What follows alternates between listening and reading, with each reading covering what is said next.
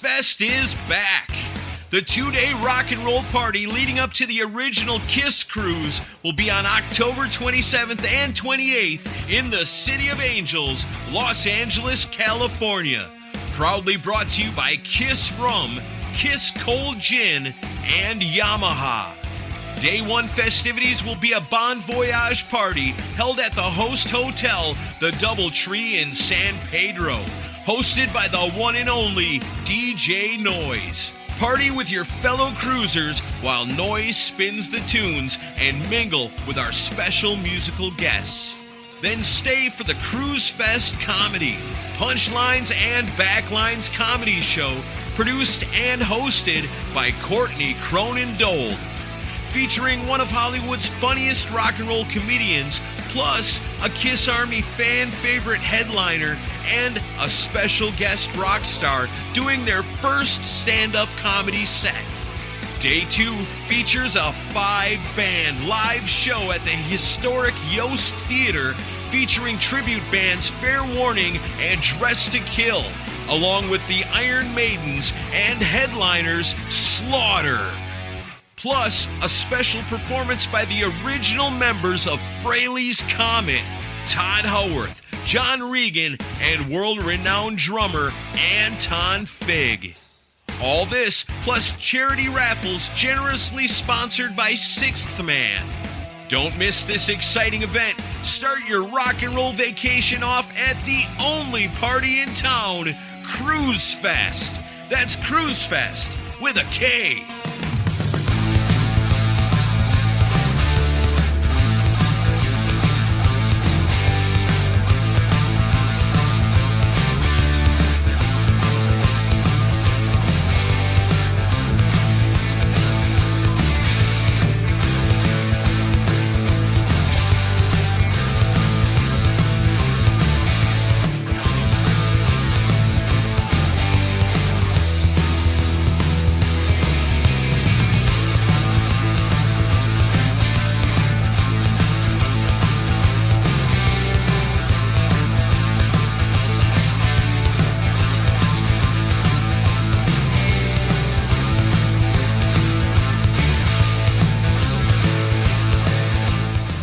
My friends, and welcome to episode 78 of the Kiss Army Nation podcast. We are your hosts. I'm Pasquale Veri. And I am Tod Howarth. Welcome to the show, everyone. This is the fourth and final episode in a series of Kruise Fest Specials, and we're going to end it with a bang. Joining Kruise Fest were the Comet All Stars alongside Brad Lang, Keith Robert, and Anton Fig. We are proud to have on our show the one and only Tod Howarth. Welcome, my friend. Hey! Thanks so much for having me. I really, I was wondering, is it Pasquale or Pasquale or and Claudio? I mean, I've got a little bit of Latin accent going on there, but I didn't want to screw up your names. Okay, listen, if you tell me you love Claudio's accent, I'm out of here. Everybody that comes on loves Claudio's accent. Claudio. Hi, Claudio. Oh, there you go. In Espanol, it's claro. It's not, it's Claudio. No, I like all accents. They're fun to listen to and dialects as well. But anyhow, thank you for having me on here, guys. Absolute pleasure. It's a pleasure. It's a pleasure to have you, Tod. So let's get the episode going. So, I think it's safe to say that Kiss fans were excited to hear about the inclusion of the Comet All Stars on Kruise Fest. Unfortunately, as we all know, John Regan wasn't able to join you, but you will be playing some amazing and talented musicians. So can you give us some insight on your fellow musicians? So let's start with Brad Lang. What can you tell our listeners about him? Brad Lang, I've never met the guy in person. I met him on the phone, actually. We ended up talking through a recommendation from Joe D'Angelo, and he said, this guy Brad Lang he's pretty good. He sings and he plays a mean bass, and he's played for Y&T, and he also is currently playing for the Bullet Boys. And I thought, cool. I mean, you can't be a slosh to play for the Bullet Boys. One of my old drummers from another band played with the Bullet Boys a long time ago until he passed away, but that's another story. Brad and we have over the phone, we had a great time, getting to know each other just briefly. And we're very much alike in the things we do. We're very physical, man about, the house, the property. That we do all kinds of multifaceted stuff. But he's also a slamming bass player. And because I went to listen to him on YouTube, and I was like, damn, his bass tone sounds great on YouTube on the videos, and it looks great.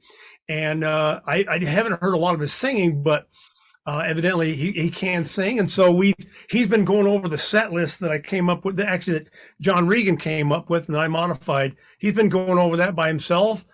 And as we all have been doing our individual rehearsals, and we just texted a while yesterday, I think it was. He said, "This is going to be great fun. These songs are going to be fun to play." I said, "Yeah, actually, they are.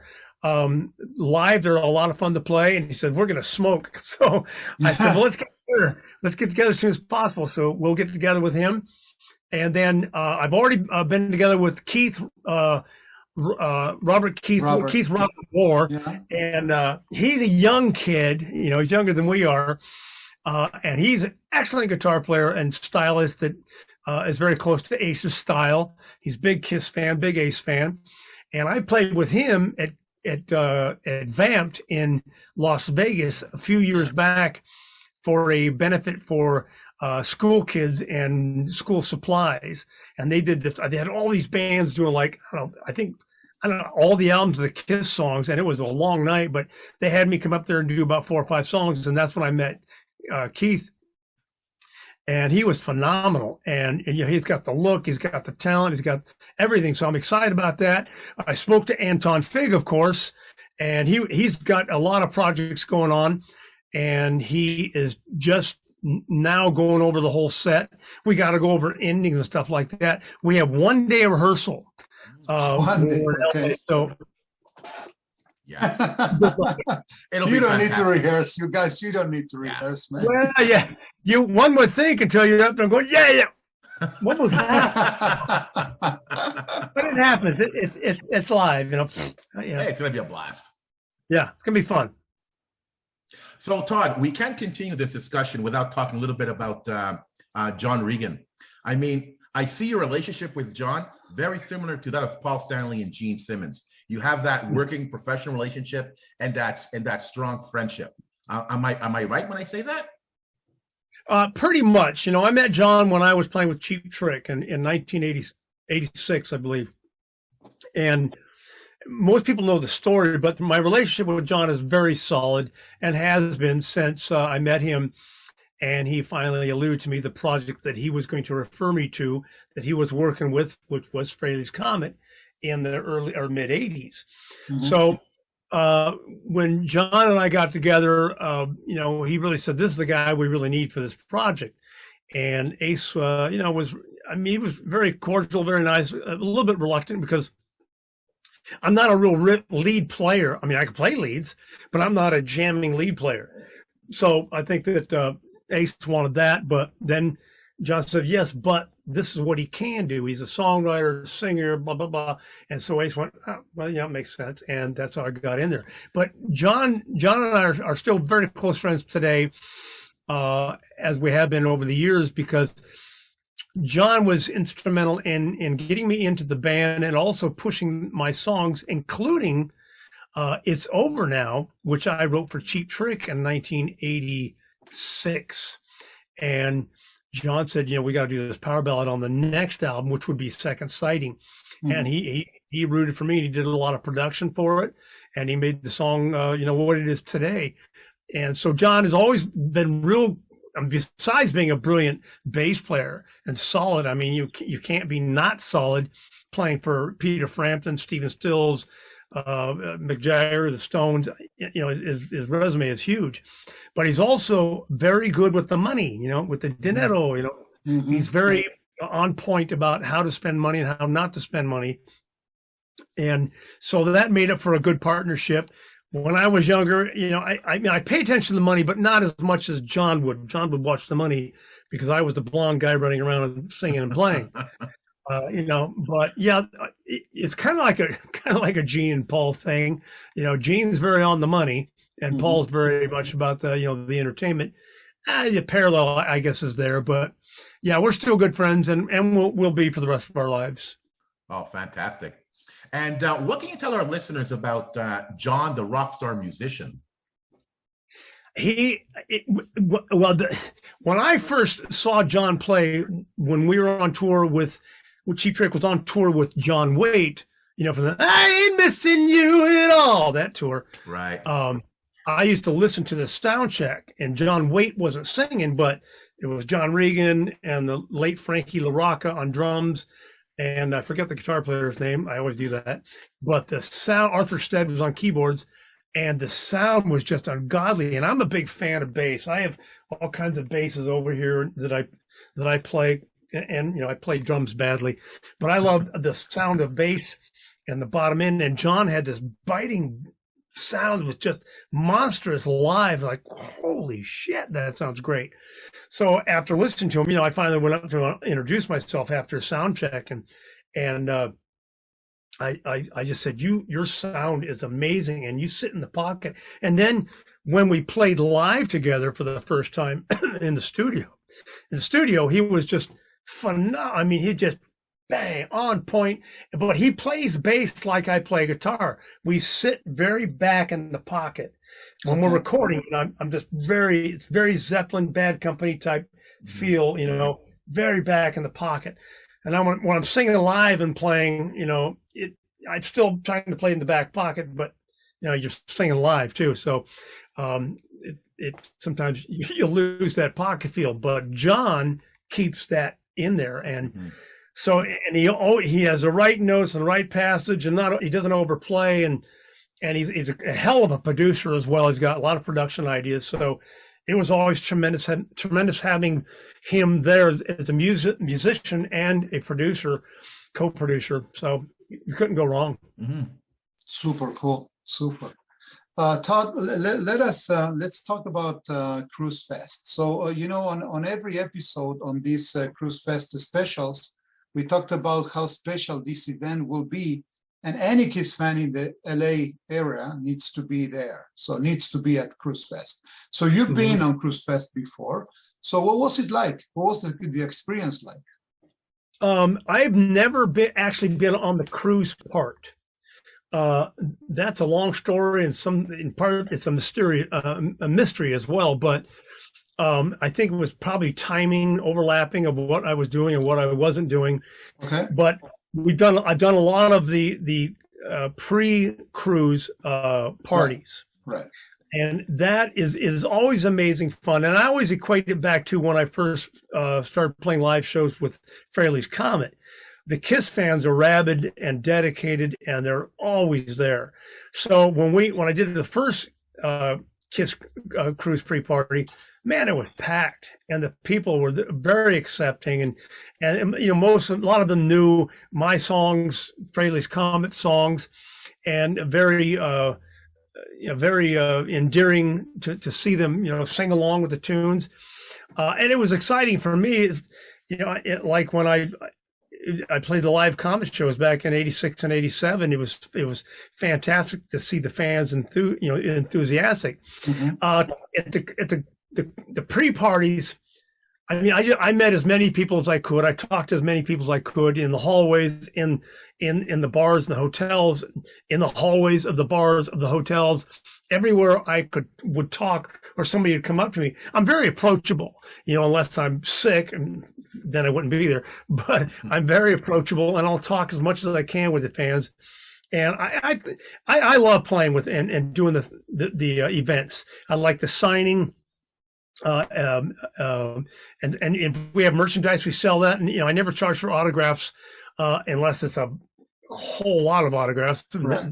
That's a different thing altogether. But it's fun to sign stuff. We had two drunk guys come up one time with these styrofoam cartons of food, and they were laughing. They came up.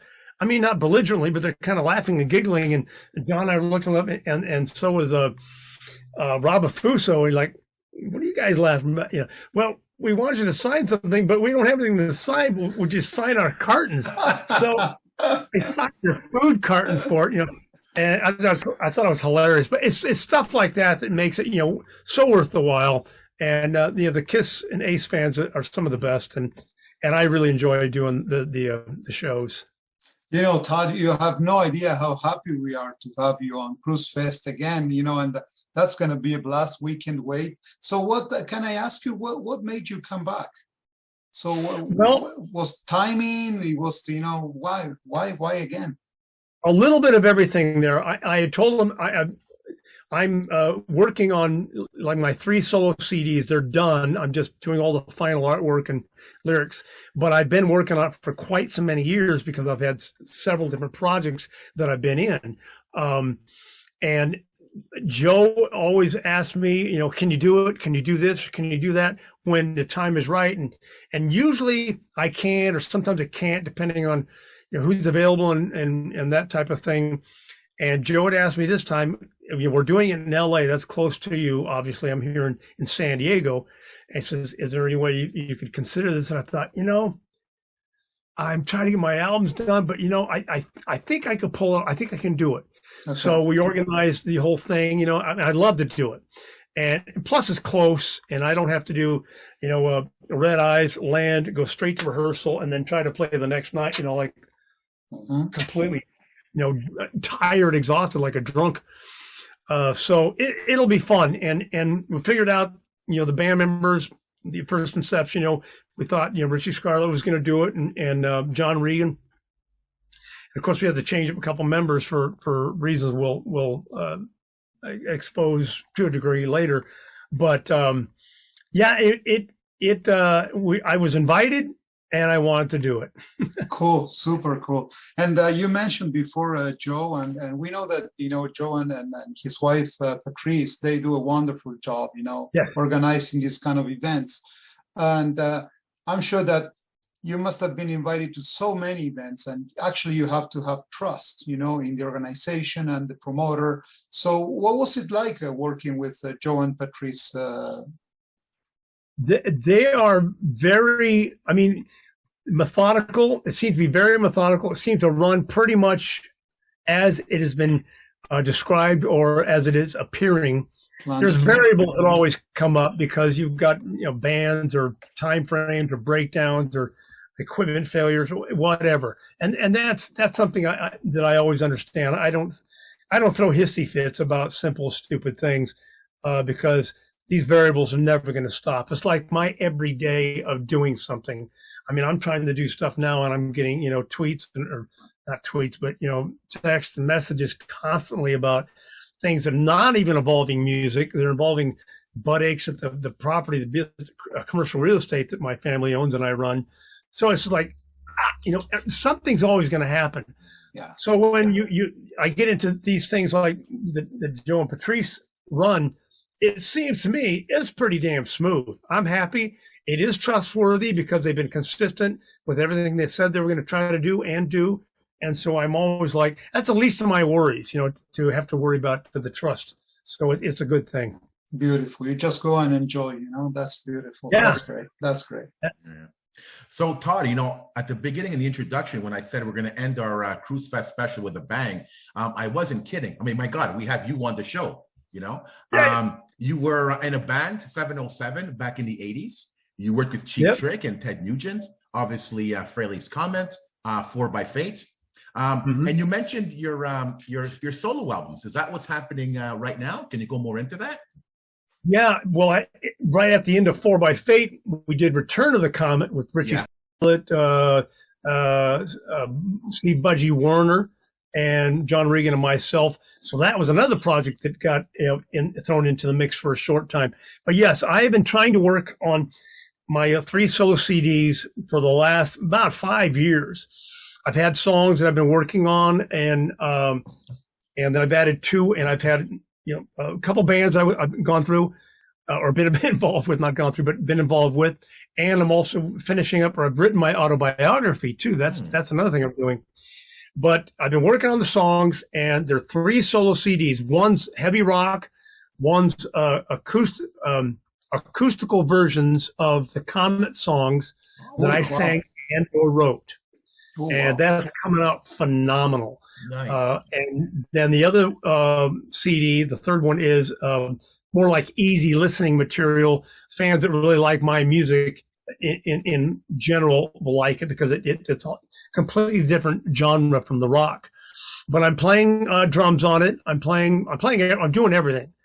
They're electronic drums. They're right here, but it's easy to do electronic drums for me because I can just lay the track down. If I don't like it, I can go back and remix it, and nothing changes.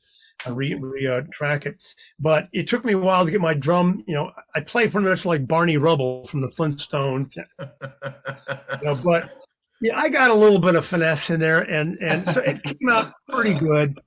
But I'm playing, all the bass, all the keyboards, obviously, and the guitars, and I didn't have any guest people do anything on it because it was going to be probably my last real solo CD effort, and it's about 30 songs. Wow. So I'm exhausted. I'm tired.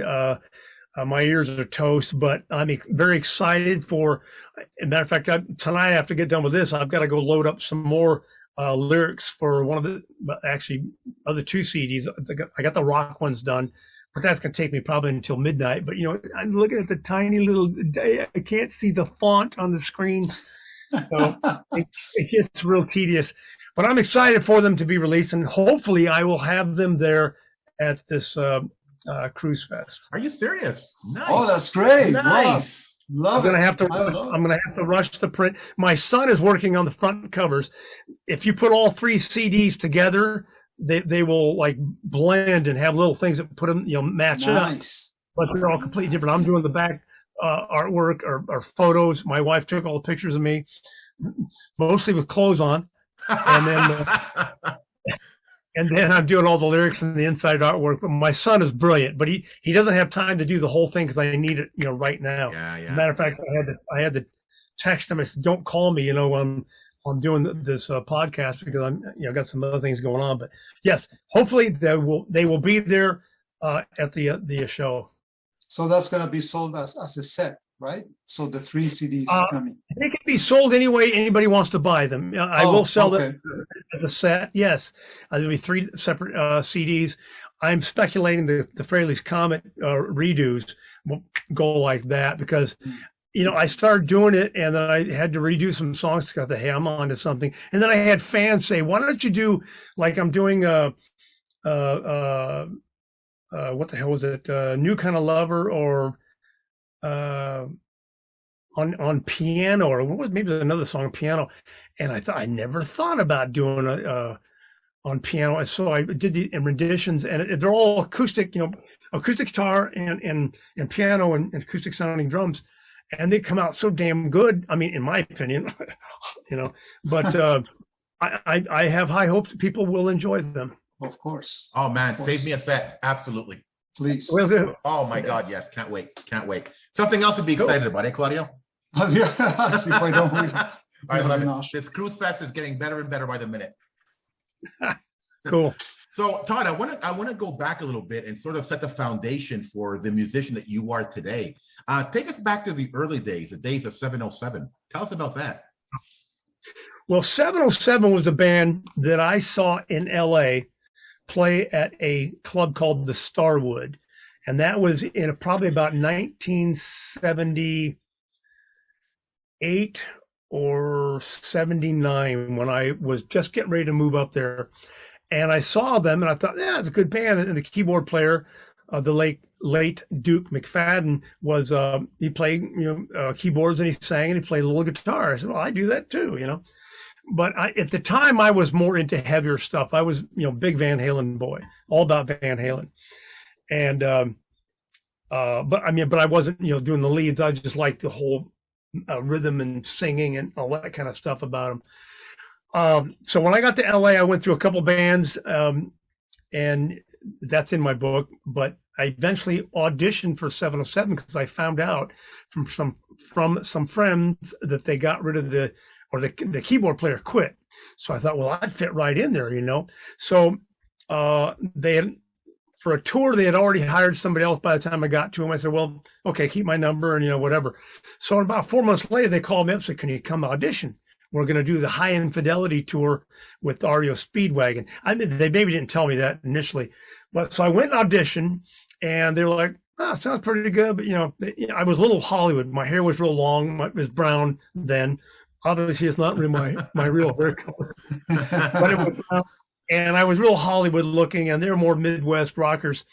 So the managers told me to come back and in a week, do it again, and you'll kind of tone down the look. So I came back, dressed more like them, and played and nailed it. And we ended up doing three albums and a lot of tours inside of the time that I was with them. And I learned a lot from that touring. My first real record was made in 1981, I think it was 81. And it had its ups and downs like all bands do, but I thought at that point I've made it. Things are going to go, things are going to rock, but not, boom.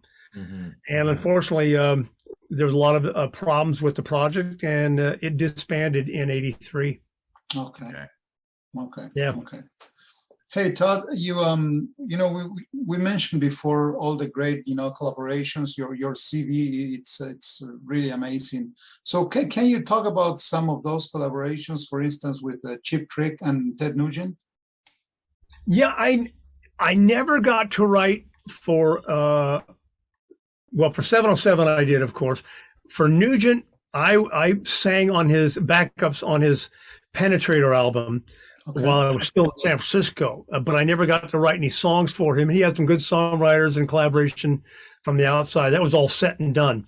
So when I joined Ted to do the live tour in January of '84, it was strictly live. 6 months of touring Europe and then the States and Canada. So I never got to do any songwriting and collaborating with him. I planned on offering some stuff, but he took time off, and true Ted fashion, he hired another new, younger band the next year. Ted fashion. Yeah, and I went on with Trick, and they're pretty established, of course, with their songs. They didn't really need outside songwriters, although they did have some people approach them. So in the time that I was with them, I did write about 3 ideas, and I was in the studio with them a lot, but I never that I remember ended up recording anything on the records, probably for a financial reason, because it was cheaper not to use me.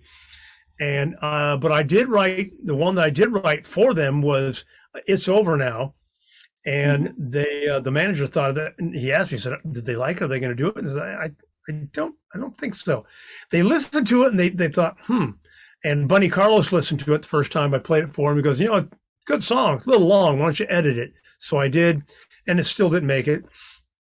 And I think it was probably very melodramatic and, heavy keyboard and heavy guitar and not quite Cheap Trick enough. But, I wrote the song for Robin to sing because, it's over now. That was kind of like, here you go, Robin, there's a little bit for you. But I just, I'll just take it and use it for Frehleys Comet. So I never got to collaborate with them. Obviously, when I got with Frehleys Comet, I wrote a lot of songs more on the second record because Ace wasn't ready with writing his songs for that record. Mm-hmm. And then in the meantime of doing that, Loudness had approached me because Eddie Kramer was producing them to ghostwrite for them. Not necessarily the songs or the in themselves or the melodies, but to help shape the melodies and the lyrics and the phrasing, get more of the Western dialect and words in there. So I think I did 3 or 4 songs for them, and that was the extent of that band. And I've done other stuff over the years, but nothing that anybody would know of besides my own material. Okay. Yeah. So you mentioned Loudness, and this is actually, I think you worked on Hurricane Ice with them, right? Yeah. So, Yes. Okay. Mm-hmm. Got it. Okay. Great band. I mean, they were a smoking band too. Yeah. Tod, I remember, was it back in 2014, I met you at a New Jersey Kiss Expo, you and John. And at the time I was doing a series of videos called Kiss Army Nation TV. And I remember at that expo, how excited I was. You guys were talking about an upcoming project, 4 by Fate. And this is back, Right. what, 2014. Tell us about some of your experiences with 4x8. 4x8 was an idea that came about originally. John had called me and said, "Hey, would you consider doing a 25-year reunion with Ace Frehley and Anton if I can get everybody together?" I said, "Well, yeah, hell yeah, why not? It'd be a lot of fun. I mean, it'd be smart money to do, some reunion shows in the States and maybe take it to Europe, blah, blah, blah." Well, at that time, Ace said he had no interest at all. And it's like, oh, it was like and that's fine. I mean, his business is his business, and what he wants to do and what he was doing, I didn't take it personally. I just thought, well, okay. So there was an idea that had come up about maybe putting together a band. They could do like some Kiss songs and some Comet songs and that kind of thing. And I wasn't overly wild about it, but I thought, well, let's talk about it. And finally, it came to the point where we're going to put a band together. We'll do some Comet songs. Throw in maybe a Kiss song here or an Ace song that we did with Frehleys Comet here and there. But then let's throw in some songs that the members of the band had something to do with, like me with Cheap Trick, Ted Nugent. And then by the time we got the members together, we had Stet Howland, drummer for Wasp. So we had Stet throw a song in, and he sang that, and it was a lot of fun. Great guy. And then we had Sean Kelly, a Canadian guitar player from Crash Kelly, and he had a song or two, and he sang one of his songs. And then we did a song from Humble Pie because John Regan played with of course, Peter Frampton and Steve Marriott, the late Steve Marriott. So we had a good assembly of doing the band. And then we got a friend of ours, Danny Stanton, who worked with Ace Frehley, to kind of manage us and put us, in the right spot. Danny said, "Why don't you guys do a record, do a CD, and we can get more gigs for you?"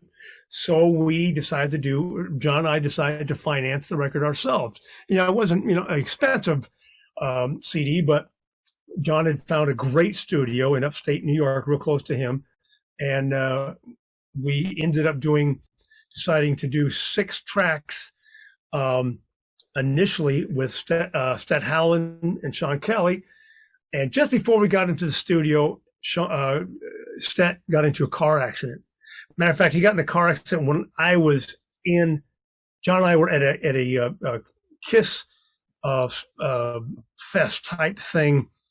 And I think it was in New Jersey as well. And so we had the next day we were in the studio, our next couple of days. So we ended up getting AJ Perro from Twisted Sister to fill in. And we jumped through so many hoops to get him. AJ Perro records the first 6 tracks. I mean, I taught it to him right there in the studio. He had a couple of the tracks in advance. And then I sat in the studio and I taught it to him, and he was in the booth, and Johnny wasn't even there. I mean, he was there, but he wasn't playing. And I taught the songs, and he got into it, and he was killing it. And then John got in, and we recorded the tracks in 2 days, in that manner. And we had that down. So then John finished up the rest of the tracks. And then Christmas time came, and we were going to take some time. This is a long story. How long have you got? Go for it. Go for it, man. So, this is lovely. We take some time off for Christmas, and at that time, Danny Stan and his future wife Jacqueline were going to be married, and they invited us to their wedding. So my wife and I flew out to New York to do that, and it was this big party. I mean, they threw this unbelievable wedding. And the wedding band was a Soul Systems Orchestra, which is run and owned by Rob Affuso from Skid Row. Mm-hmm. Oh. So anyhow, and we met him, or I met him, and he, he really didn't know who I was, but the band was unbelievable. And we're all sitting there at Danny's table that he set up for us, and it was John, me, Peter Criss was there. A few other notables, and our then new guitar player, Pat Gasparini, because Sean Kelly decided to back out after he heard the tracks. I mean, he was a great guitar player, but he backed out after doing some leads because he said, guys, I can't really get into this because you guys are way heavier than I thought you were going to be. Mm-hmm. Well, John Regan and I've always thought, well, we're just, and we play very heavy and loud. So then we had Pat Gasparini in there. So now, and AJ Perro had showed up to the wedding as well, but he didn't look good. He looked like he was sick or something. And I asked him, I said, hey, how you feeling? He said, I'm feeling okay. I may have a cold or something, but I think I hurt my arm. Anyhow, turns out he's on the road finishing up after Christmas with oh God, what the hell was the name of the band? It was a thrash metal, speed metal band. I don't want to dishonor them, but he was playing with them and he passed away in the tour bus at the Chance from a heart attack. So so I got a call from Danny and said, did you hear the news? I said, what news? And here we go. We've lost AJ Perro. Like, holy crap. Of course, I feel bad for the guy because we really liked the guy. We had actually said, we might want to use you if you weren't interested in being in the band. And he was really into being into the band because he was going to wrap it up with his sister. Another long story. But he passes away. So now John and I and Pat have to figure out who are we going to get now. So Rob Afuso from Skid Row came up. And so we got a hold of Rob because Pat kind of knew him, and we talked to him. And, Rob was going, it sounds like a great project. I like to hear it. He says, but I'm a little scared to play with you guys. I mean, the first drummer gets in a crash. The second drummer dies. It's like Spinal Tap. I don't know what the hell. I mean, as bad of a joke it is, the reality was there. Yeah. So anyhow, we finally get this material to the rest of the material to Rob, and he rehearsed it. He gets it down, and he knocked off the ring rust with John and me, and at his ranch, beautiful ranch, and we nailed it out and had a good time and recorded the next 6 songs for what would be Relentless. And so it was Rob Afuso, Pat Gasparini, John Regan, and me. And we did a bunch of shows, and we polished it up, and we got things here and there. We ended up opening for Foreigner. We played at a famous place called Brian's Barbecue just before we went on tour to Australia for 2 weeks. And then we came back and, we had some plans to do some stuff, and all the hubbub about it kind of died down. Okay. And that's when we were approached to do Return of the Comet. And so 4 by Fate was shelved because of everybody had projects going on, and the time frame. And I lived on the West Coast, and the other guys lived, in upstate New York, but they had things going on in different directions, so it got kind of difficult to keep it going. Complicated. That's what it is. Yeah, it was very complicated. It's unfortunate that it was so short-lived. I remember when I sent you the promo for this episode, and there was a photo of you in the promo. That was a live shot from a 4 by Fate, and you were saying that such good times. That 4 by Fate era was a great time in your life, wasn't it? But yeah, we had a lot of fun. Yeah. I mean, I had a great time with Stet. When Stet did the live shows before we did the record, and Stet was phenomenally fun. I mean, we had a great banter back and forth, and he'd play, and he had a great drum solo thing, and he played with beer bottles, and he sang. It was just so much fun. And then a whole different dynamic with Rob Afuso, and Rob and I, we got along so well that we're kind of like the guys you did not want to room together, on tour, because it just would have been, well, I can't now because I'm married, but would have been a lot of women and liquor, But it was a lot of fun, and I was very sad that it didn't go farther. But the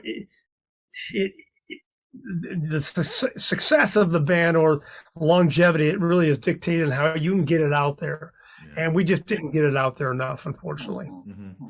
So many years later, in anticipation for this episode, I was listening again to Relentless. Love this CD. Thank you. What are your thoughts of what you did here so many years later? I love all of it. It's some of it's not as heavy as I wanted it to sound, but it's still heavy. Some of the songs that AJ did, they were supposed to be a little bit slower, but he was just he was a speed demon. I mean, he was a jazz player, a phenomenal jazz player, but he was just so pumped up. And I mean, and that's minuscule. It still came out great. And there's more stories to what happened, what took place in recording it and getting it. And then we pressed it, and then we had to repress to get on the End record company because we got a label. Right. But and recording at that studio was just fun. I love that. So Raw Studios in upstate. It was just phenomenal.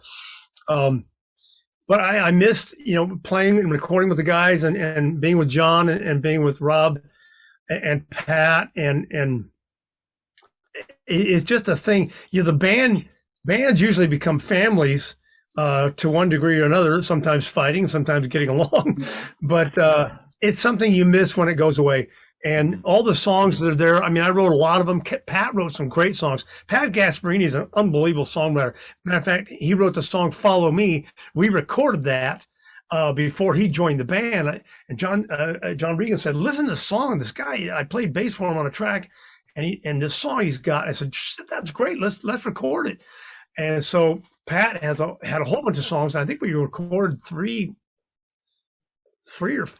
or three of his songs, and he had more than I wanted to do because he was just really good songwriter and an incredible lead player. And he played piano, which we never got to do because I wanted to do It's Over Now with him. So I was switched to play the lead, and he could play the piano part and the lead. I had all these ideas, but it never came to pass.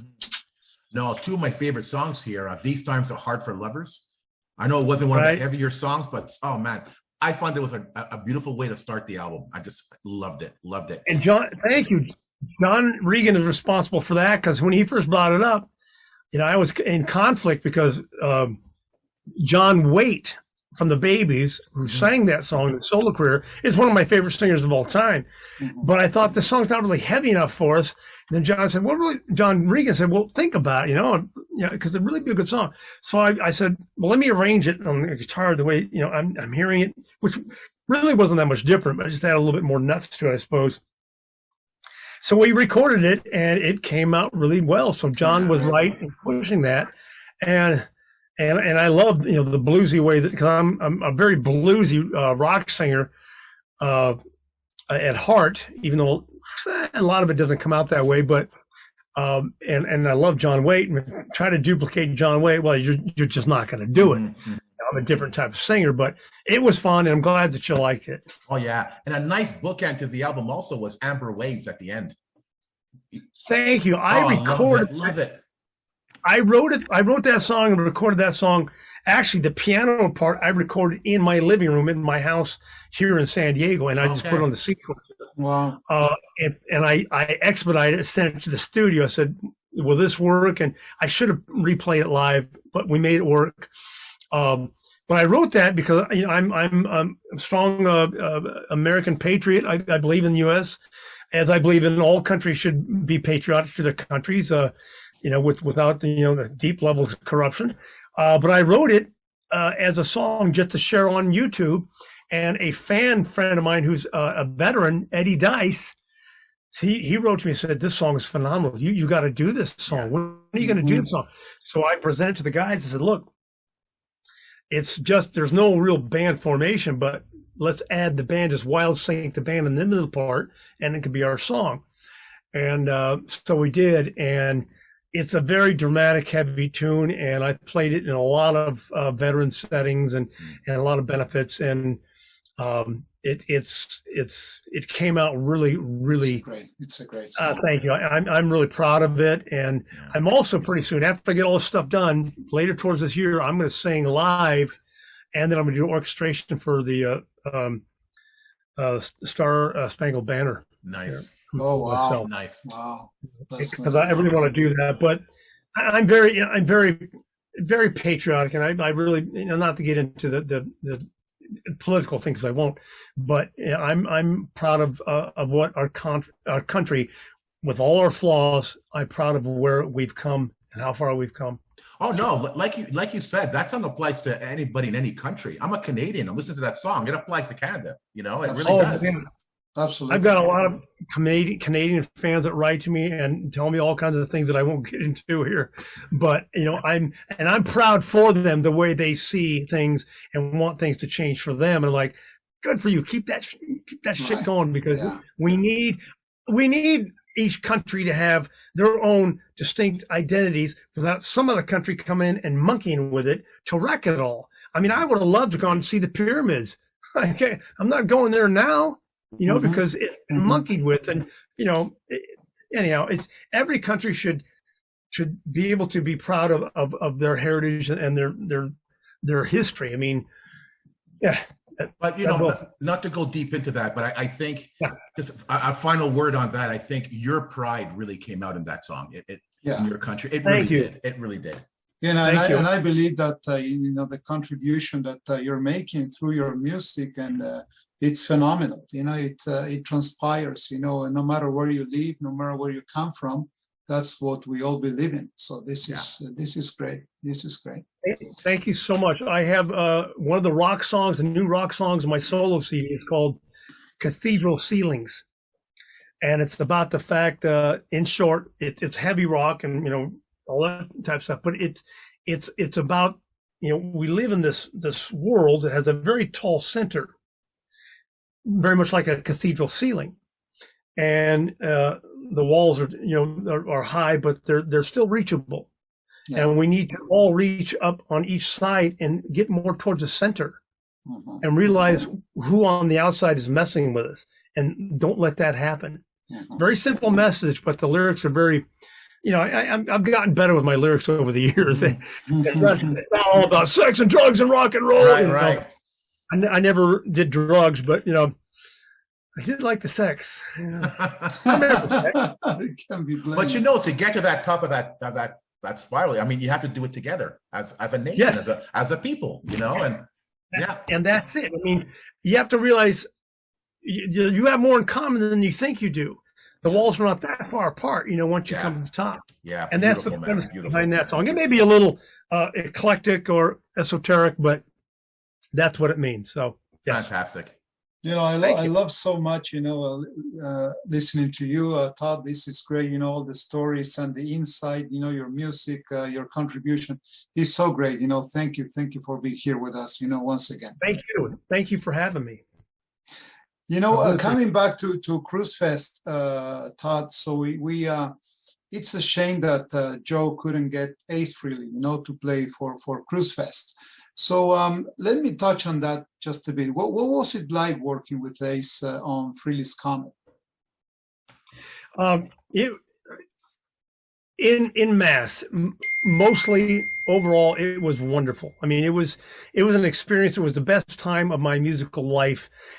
From the standpoint of being able to be creative, to write, to sing, to play guitar, to play keyboards, to be a part of a band. Yes, it was his band, his legacy, his iconic stardom, but it was phenomenal because when we started, when Frehleys Comet was solidified and I got in the studio and finished up the tracks and added my songs, it was a band, and I watched Ace after all the years with Kiss.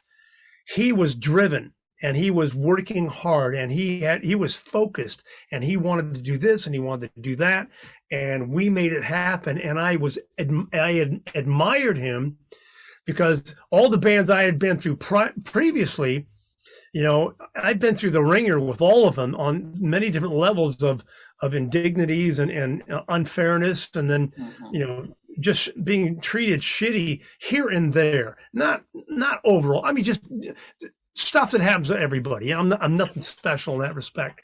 But with Frehleys Comet, I was part of the band, and here was this man that was really trying all over again to make shit happen for his band solo record, and and he was giving, and he, I always use this example, but when I did It's Over Now. On the second Siding record, he wasn't in the studio a lot, so I had to write songs and get them in there and track them, and he'd come in and add some stuff. But for It's Over Now, he was sick and he never got to play on anything for that. When he came in to do the lead, I had already put the lead down just in case he couldn't make it or it wouldn't. And he came in and listened to it, and he's listened to it in the studio, and listened back, and the song stopped. Me, turned around, I said, "Well, what's wrong with it?" And we said, "Well, nothing's wrong with it. Just, this is your part. You should be able to do what you want as your band." And he said, "That lead's great. Leave it."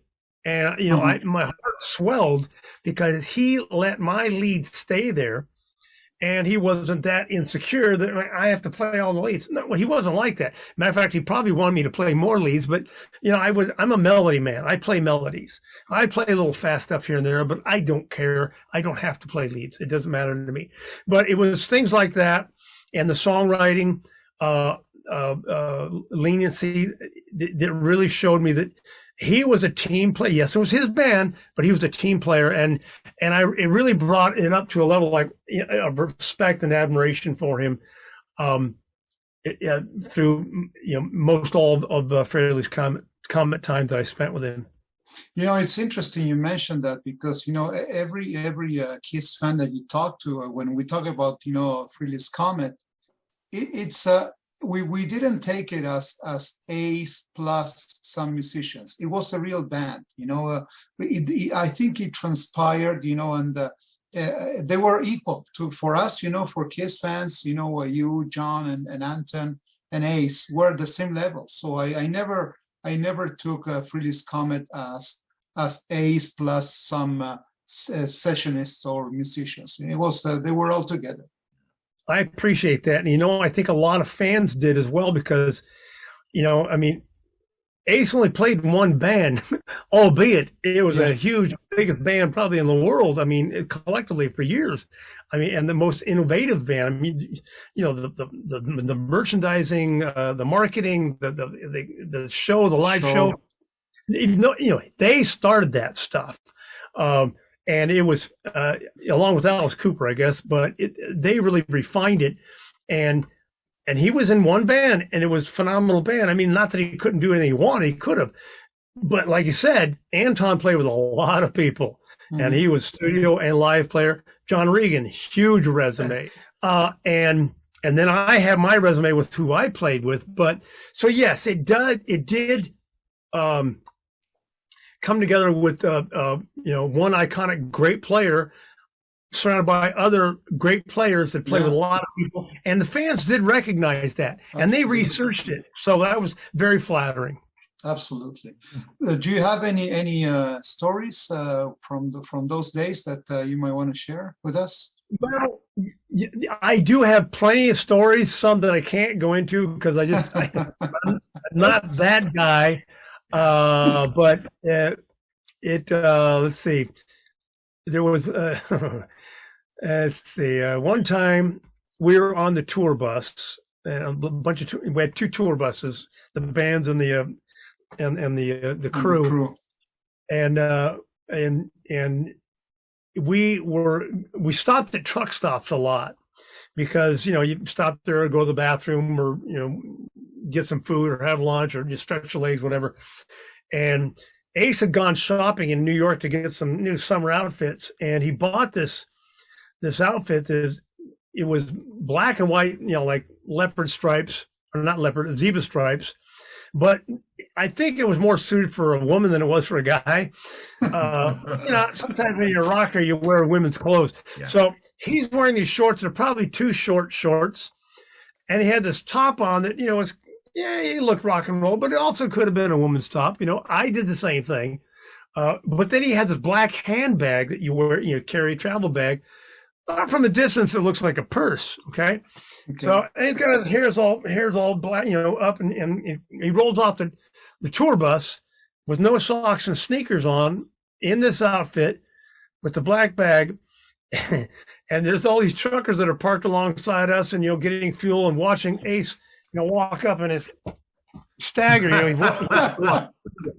So, and you can hear it on the CDs, the CBs, like the cackle, and you can see their heads turn. And then when we went inside in the restaurant, the truckers wearing their hats on.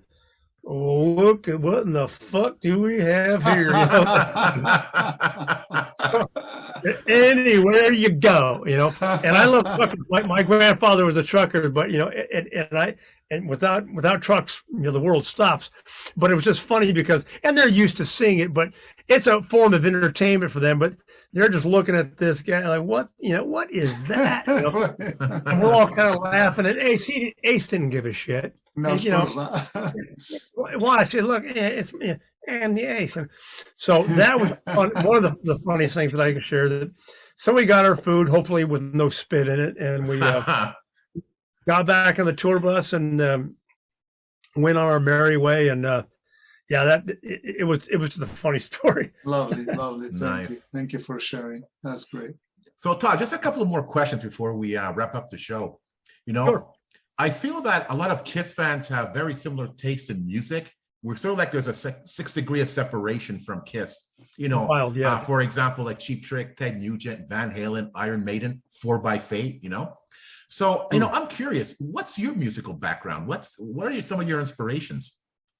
Well, I started listening to music when I was really young. My father was into big band music, and which had a lot of orchestrations and that type of thing. And I remember sitting in the back seat of his Cadillac, his old 51 Cadillac, and he had a reel-to-reel back there with tape music. I used to sit there and watch this.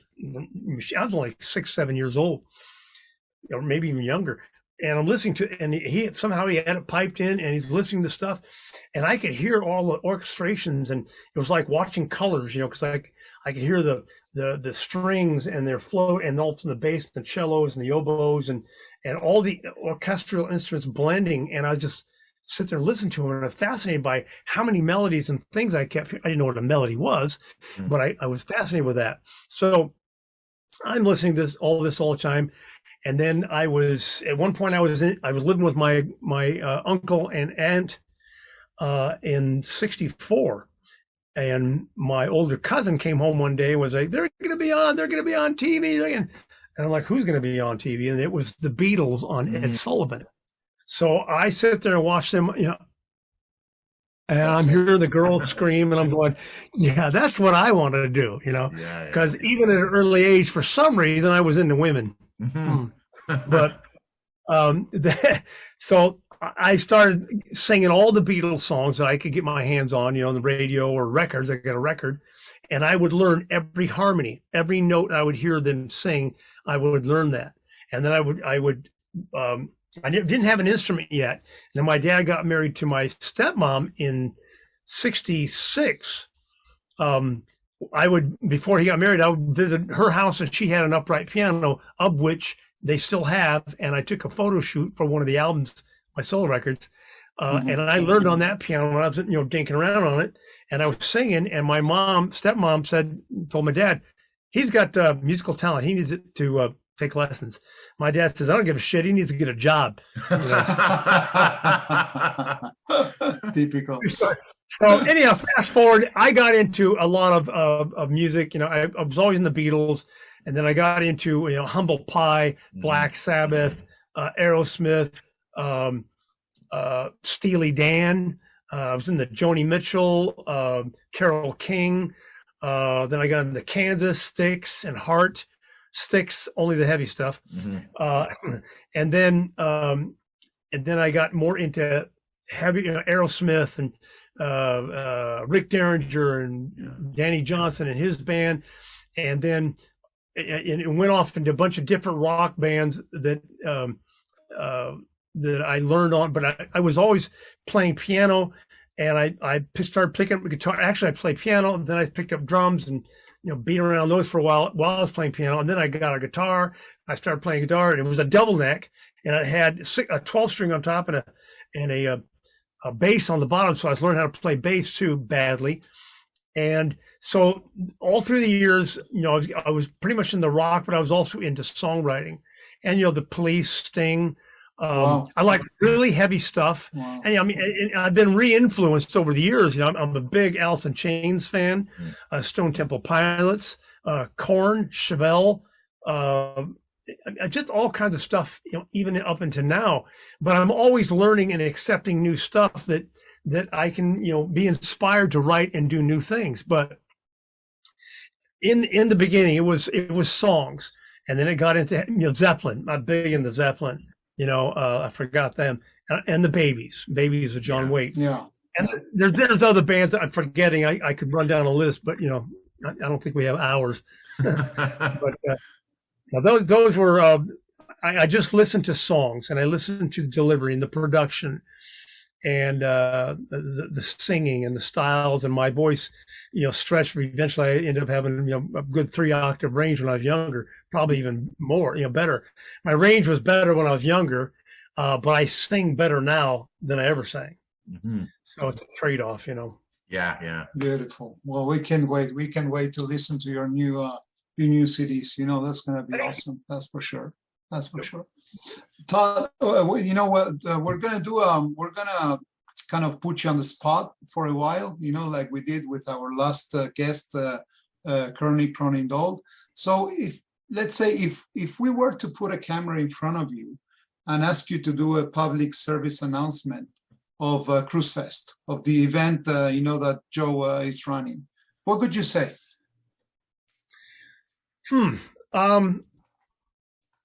I would probably say, have fun, have a blast, be respectful to others and their taste in music, and their space wherever they may need. Have a blast, be polite, don't be rude. Don't overdrink where you become obnoxious, but you're going to drink and have fun. But I think in general, just have a good time, be kind to each other, and be kind to the bands and the musicians and the artists, and the comedians that come out there to show you a good time. Just be respectful. Oh, super cool. Thank you. Absolutely. And Tod, Claudio and I are two of the volunteers who'll be working the Kruise Fest. If you need anything, you just let us know, man. We'll take care of you. Let me write that down right now. I have a list. Yeah. No, I appreciate that. Thank you. Absolutely. I'm so low maintenance. I usually bring all my own stuff, and I need nothing. Every once in a while, like I don't drink until after my singing. It's like it's vodka time. But but I appreciate it. If for some reason something comes up, I will definitely ring you guys up. Absolutely. And, again, thank you so much for being on the show. It was, a genuine pleasure to have you on and just listen to you talk about your stories and your passions and your inspirations. It's just, I was not a host. I was like a spectator listening to this podcast, and it was just fantastic. Thank you so much. Well, I'm so glad you got to experience that, because it's so fun to be in the studio. There's some guitars on the wall. Nice. There's all kinds of my drum sets. Where the hell is it? It's over there. The electronic, the keyboard's over there, and all my Steinbergers are in a giant gun vault, because they're terrified of that, losing those. But it's fun to share, because I think when you share, people they appreciate it, and they look forward to whatever projects you may want to share with them. So thank you both very much. Mm-hmm. Thank you so much. So I'm going to second, Pascal. It's unbelievable. I cannot believe that we're talking to you. It's a day I will always remember, and I can't wait to meet you in person. So can't wait. Fantastic. I'm honored. Thank you so much. Guys, thanks so much. Thank you. To the KISS Navy, we hope you enjoyed this episode, and we hope you enjoyed our 4-part series on Kruise Fest. If you find, Claudio and I at Kruise Fest, please come over and say hi. If you need any information on Kruise Fest, please go to cruisefest.com. That's Kruise Fest with a K. See you all on Kruise Fest and KISS Cruise 11. Take care, everyone. If you enjoyed this episode, like and subscribe on YouTube, or follow us on Spotify, Automatic, iHeartRadio, or wherever you listen to podcasts. Don't forget to make yourself heard. Leave us a comment on Facebook, Twitter, or Instagram. See you all soon, KISS Army.